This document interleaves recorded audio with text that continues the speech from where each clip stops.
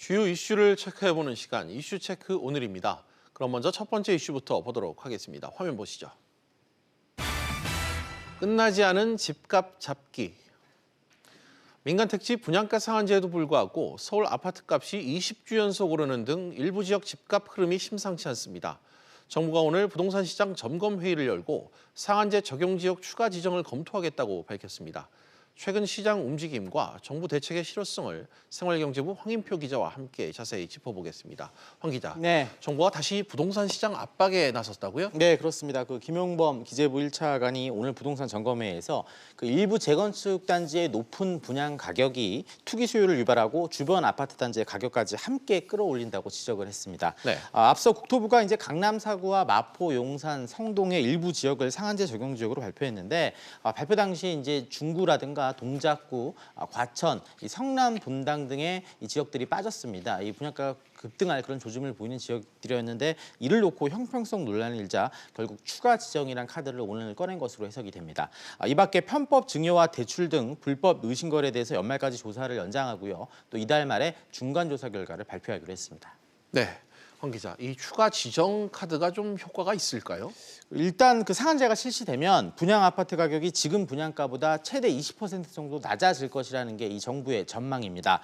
분양받는 사람 입장에선 좋겠지만 아파트를 비싸게 팔아서 이익을 남겨야 하는 재건축 조합 입장에서는 이 수익성이 크게 떨어지는 정책인데요. 이 때문에 재건축이 지연되거나 아예 취소되는 경우가 많아지면서 새 아파트 공급이 줄 거란 우려 때문에 기존 아파트 값이 더 오를 것이다. 이런 전망이 일단 나오고 있고요.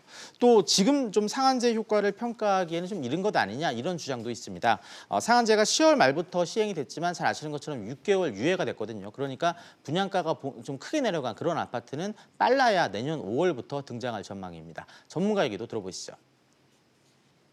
본격적인 적용 물량이 아직 선보이지 않고 있기 때문에 제도 시행에 따른 시장의 체감도가 낮은 상황이고요. 실제 분양가 상한제가 적용되는 단지는 내년 하반기부터 출시될 것으로 예상되는데 그 이후에 분양가 상한제에 따른 재고주택 가격의 영향도도 나타날 것으로 보입니다. 여기에 상한제와 상관없이 지금 1,200조 원이나 되는 단기 자금 그리고 이 저금리가 서로 맞물리면서 비교적 안전자산으로 인식되는 서울 아파트에 많은 돈이 몰리고 있다는 분석도 함께 나오고 있습니다.